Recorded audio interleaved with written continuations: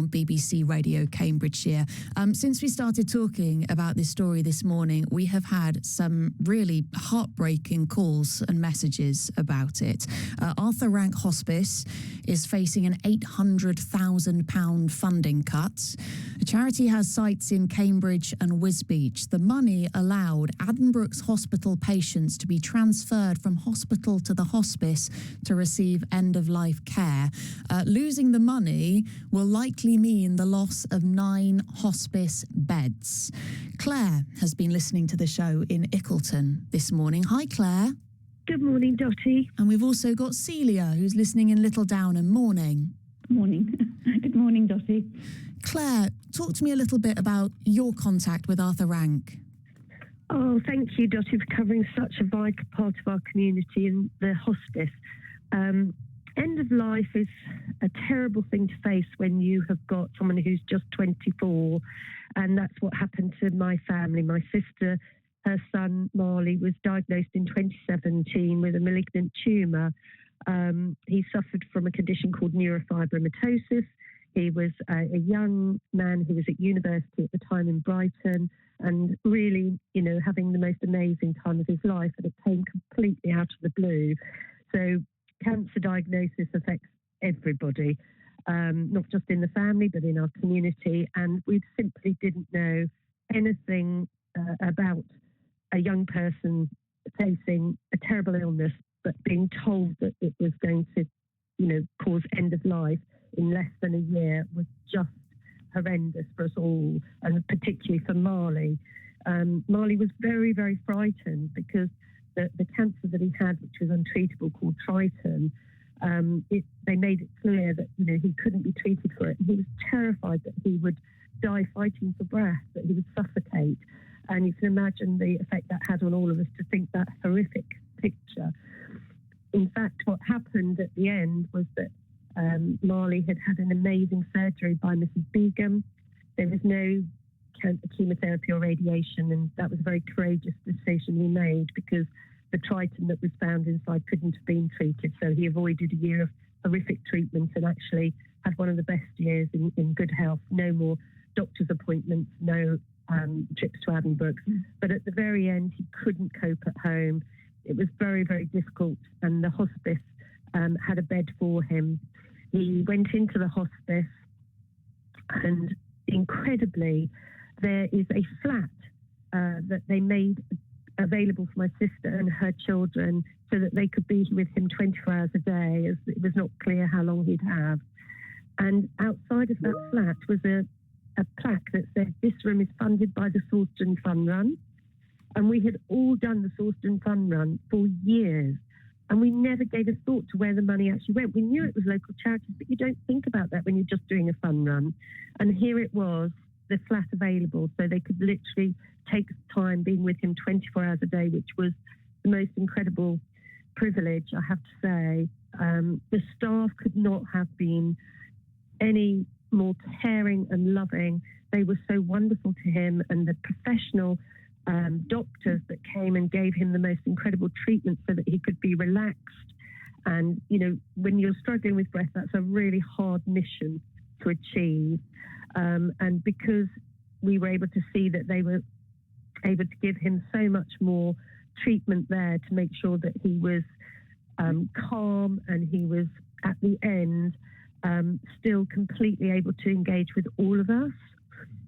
So when the day came for his actual death, they had helped prepare us as best as they could, and not just that, prepared Marley as best as he could. And we were all with him. I had come to see him, and I was just visiting, and I was leaving, and I saw his doctor, and I just had an instinct, and I just touched her arm and said, "I'm so sorry to bother you, but I'm going to go back to work, but is there anything I need to know? Because I would rather be here if there's anything I need to know." And she was so kind, and she said, "Yes, it's going to be his time." And being able to be honest like that made all the difference. So I was able to return to him and be with him and the family. We were all allowed. We were a big family, and there was everybody in his room, but we were also waiting outside, and he was having time with everybody. He decided that he would like to have an ice cream, so he was able to have an ice cream, and he was also communicating really clearly with his sister and brother. And we were actually able to have some good laughs, I suppose you'd say. At one point, when we were all gathering around feeling very serious, he suddenly sat up and said, "Personal space, please." And we all just fell apart laughing. But it was clear that he was struggling with breathing. And again, the staff came in, we cleared the room, and they gave him whatever it was they were able to give him that made it completely calm again. And we all went in, and my Annabelle, my niece, she sings beautifully, and she was singing to him. And then we all started singing Three Little Birds, the Bob Marley song. She was named after Bob Marley. And he was actually conducting us as an orchestra. And when he passed away, we saw his soul leave so peacefully, because he was in a peaceful place. He had a window with birds. He'd been watching the birds feeding that day. After somebody dies, you're just in raw grief. And the staff made sure they knew we could stay as long as we liked. And they helped wash him and care for his body so that everything was clean, and we could stay with him, and we could just touch him as long as we liked. It was a very long night. And the next morning, they were supposed to have changed over staff. And instead, they all stayed while the people came to fetch his body, and they all cried with us. After that time, sometime later, my sister Anne-Marie, the purpose that she found to get through all of those initial days came through as trying to do some fundraising for the hospice. We simply couldn't have got through his death without them. And so she started doing a Super Saturday to raise funds for the hospice. We can actually never thank them enough. They were just simply incredible. By 2019, my sister had raised £1,500 just by doing soup twice a day, between 12 and 2 on a Saturday. The whole village would turn out because of the care that the hospice has shown, not just us, but other people. And it's now reached the point where Anne-Marie has raised over £10,000 for the hospice just by doing Super Saturdays, a few Saturdays every year. It is a service that helps people at the most difficult times of their lives. And I would just encourage anybody who is thinking of donating some money to consider the hospice right now. It is such a vital part of the community. And I really can't thank them enough. And thank you, Dotty, for covering this. It's so important. Oh, goodness me. Well, Claire, thank you so much for coming on the show. Well done. It's such a heartbreaking experience to describe, watching a young man in his early 20s pass in that way. But they sound like an amazing family, don't they? Claire, who gave us a call from Ickleton this morning. Celia in Little Downham, how are you holding up? I'm all right. I'm holding up. That's quite touched, isn't it? You feel... do you want my story now? Please, yeah. Right. Well, I met Terry when we were 15. We met at Casabonda, and we gelled, and we were the greatest friends all our lives, and we had our children, we helped each other. We both had businesses, and we both used to swap children and do lots of things. She was like my soul sister. Every year we went away on holiday. We had a week, the men let us go, We never fell out. We had such fun. Anyway, Terry was a really hard-working lady and everything, and they were living in France, and she fell over and broke her arm, and then they found that she'd got this endocrine cancer, and so they came home, and I visited her regularly, and she did very well. And then obviously she got very poorly, and I went one day, and they had to take her into Addenbrooke's. She went into Addenbrooke's, and with this endocrine and of course Addenbrooke's, they're short-staffed. It's not the same sort of environment. And she was in a lot of pain, and they realised that this was, she was coming to near the end, and they said to her, would she like to go to the Arthur Rank Hospice? And she talked with her family, and yes, she did. And a couple of times she told me in the Arthur Rank that she'd rung the bell because she was in so much pain and nobody came. It's not their fault. They're trying to get to deal with all these people. But when she got to the hospice, she was in this amazing room, like that lady said, with birds outside and the most amazing care I have ever seen in my life. And it wasn't just about them, it was also about you.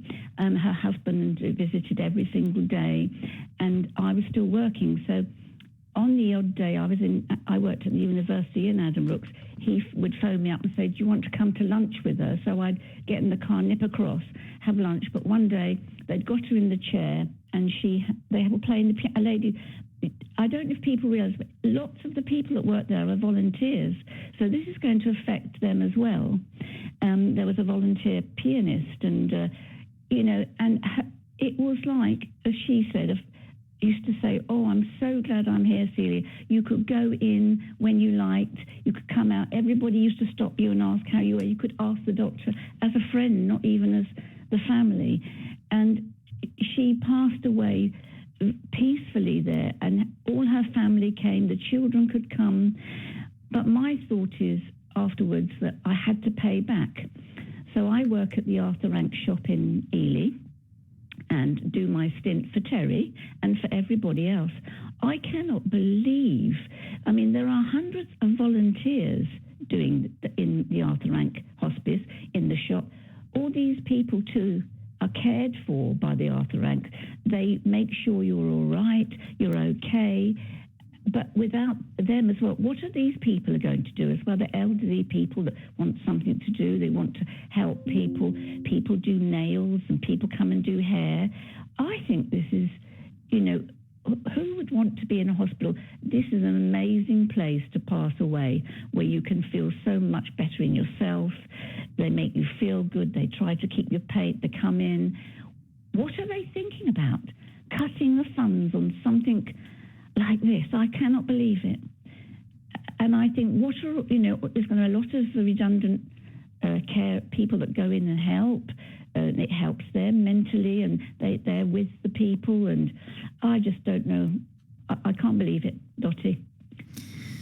Oh, gosh, and an amazing friend that she sounds like, Celia. Thank you so much for calling as well. Some incredible stories that we're hearing this morning, and these just remarkable connections to the Arthur Rank Hospice, a place which has made such a difference, clearly, to so many people's deaths, yes, but also to so many people's lives and families and memories as well.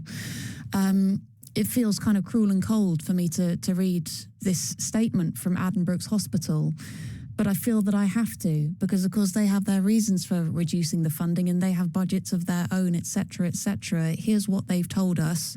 On average, they say, they've been able to access around 6 beds at Arthur Rank Hospice, which has helped them alleviate inpatient bed pressures within the wider trust and has provided a better experience for patients who were able to transfer to the hospice.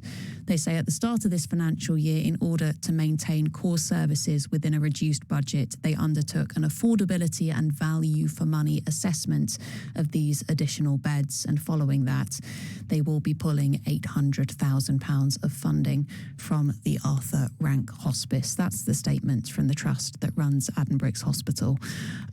My thanks to Claire and to Celia for sharing their stories this morning. And let's enjoy this song for Marley and for Terry.